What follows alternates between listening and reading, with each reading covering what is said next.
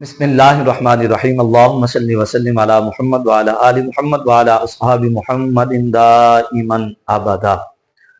اللہ تبارک و تعالیٰ کے فضل و کرم اور احسان سے سلسلہ علم میراث کا آغاز کیا جا رہا ہے، جس میں انشاءاللہ العزیز علم میراث کے مشکل ترین مسائل کو انتہائی سہل اور آسان انداز میں پیش کرنے کی سعادت حاصل کریں گے۔ دعا رب ذوالجلال اس سلسلہ کو ہمیں کامیابی کے ساتھ مکمل کرنے کی توفیق عطا فرمائے۔ آج کا ہمارا پہلا سبق ہوگا علم میراث کی تعریف، موضوع، غرض و غایت، وجہ تسمیہ، حکم شرعی اور اہمیت کے بارے میں۔ علم میراث کی تعریف کی طرف آتے ہیں۔ علم میراث کی تعریف ہے جی ہوا علم باصول من فقہ و حساب یعرف بہا حق کل من الترکہ۔ علم میراث فقہ اور حساب کے چند ایسے قوانین کو جاننے کا نام ہے جن کے ذریعے میت کے ترکہ میں سے ہر وارث کا حصہ معلوم ہو جائے۔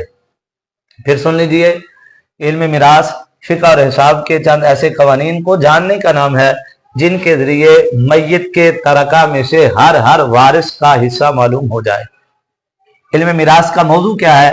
تو علم میراث کا موضوع ہے ترکہ اور ورثہ، یعنی پورے علم میراث میں ترکہ کے بارے میں بحث کی جائے گی اور ورثہ کے بارے میں بحث کی جائے گی۔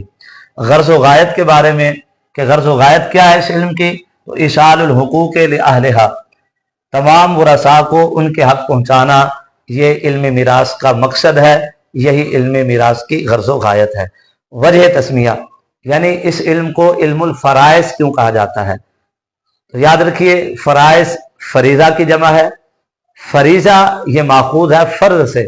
فرض کا معنی ہوتا ہے مقرر ہونا، اور بھی کئی معنی ہیں لیکن ایک معنی ہوتا ہے اس کا مقرر ہونا، اور اس علم میں چونکہ ہر وارث کا حصہ مقرر ہوتا ہے، اس وجہ سے اس کو علم الفرائض کہا جاتا ہے۔ شرعی حکم کیا ہے اس کے بارے میں علماء نے لکھا ہے کہ جس طرح دیگر علوم کو حاصل کرنا فرض کفایہ ہے، اسی طرح علم میراث کو حاصل کرنا بھی فرض کفایہ ہے۔ اہمیت کیا ہے جی؟ تو اہمیت کا اندازہ آپ اس بات سے لگا لیں، سیدنا فاروق اعظم رضی اللہ تعالی عنہ، آپ کا ارشاد گرامی ہے تعلموا الفرائض کما تعلمون القرآن، کہ لوگوں جس احتیاط کے ساتھ، جس لگن اور شوق اور محبت کے ساتھ قرآن یاد کرتے ہو، جس چاہت کے ساتھ قرآن کو یاد کرتے ہو، اسی طرح علم میراث کو بھی یاد کرو، اسی طرح علم میراث کو بھی سیکھو، ان مسائل کو یاد کرو جس طرح تم قرآن کو یاد کرتے ہو۔ سیدنا عبداللہ بن مسعود رضی اللہ تعالی عنہ کا ایک فرمان عالی شان کتب کے اندر موجود ہے۔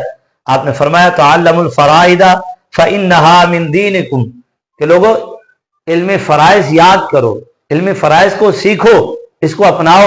فإنها من دینکم، علت بیان کی، فرمائی یہ تمہارے دین کا ایک حصہ ہے، دین کا ایک بہت اہم باب ہے، لہذا علم میراث کو یاد کرو، سیکھو اور عملی زندگی میں کام میں لے کر آؤ۔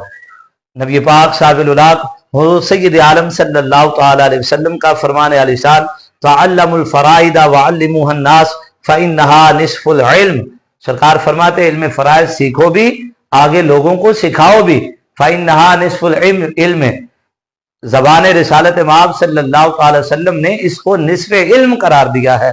اس حدیث سے آپ اس علم کی اہمیت کا اندازہ لگا سکتے ہیں کہ یہ کتنا کو اہم علم ہے، جس کے بارے میں سرکار خود فرماتے ہیں کہ یہ نصف علم ہے۔